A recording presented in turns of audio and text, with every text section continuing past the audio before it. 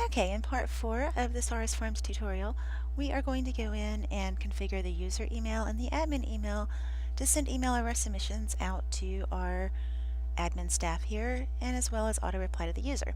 So let's get started. Let's open up our volunteer form again. And we're going to go to form properties, and we're going to start with the user emails. And it has some junk up here. We're just going to delete that right on out. Now, the from email is usually somebody in your department. I'm just going to put our generic general. Please don't use webcom@uav.edu, but use it as a specific departmental email or area, center, institution, whatever facet you are in UAB. Please use a general one or even a person. That's fine too. This can be anything, but this is actually going to show up in your email header.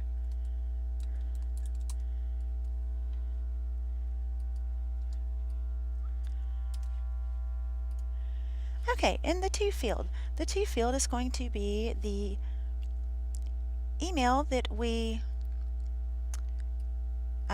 got from the submitter. So that's going to be the email value.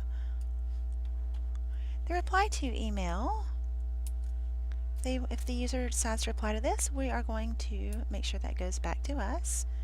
You can add CC and BCC. I'm going to add a subject line. Volunteer application received. And I'm going to edit the email text. Thank you for your volunteer application. We will respond within 48 hours. Alright, I'm going to save and close. And then I'm just going to go ahead, if we wanted to include like a file or brochure or something, we would click on yes, and then we would enter a location of our upload file. But we don't have one we're going to attach to this. If you do use this field though, please do be sensitive as to file sizing. So I'm going to go ahead and save. And then I'm going to go down to admin emails.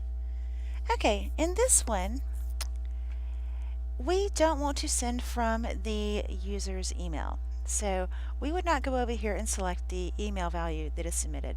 The reason we don't do that is because it is recognized usually as phishing or an email that will set off a spam filter and or be deleted by most email systems. So in this case, we're going to say do not reply at uab.edu.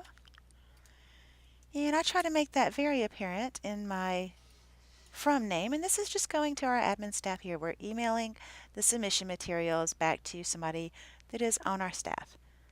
So the recipient's going to be somebody on your staff, so we'll just send this one to webcom@uab.edu.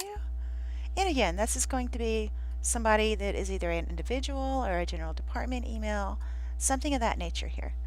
So the reply to is also going to be the do not reply.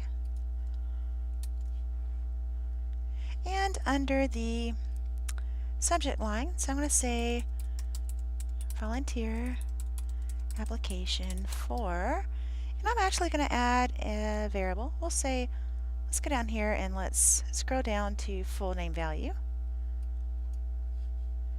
And that way, whenever the subject comes into our admin staff, it'll say volunteer application, for example, Joe Smith, if Joe Smith was the person's name that filled out the form. Okay, and the next thing I'm going to do is I'm going to set up and edit the email text. This toggle quick add button gives you a quick selection of all the different items that are on your form. So I'm going to take this and I'm going to start. I don't really need the header and I don't need the recaptcha, but I'm going to go down here and I'm going to copy all of these all the way down until total hours. Now I'm not getting the credentials because that was our upload field and we're attaching that, if you remember, as an email attachment. So I'm just going to give these a quick copy and I'm going to open up my email text. And you have received the following submission.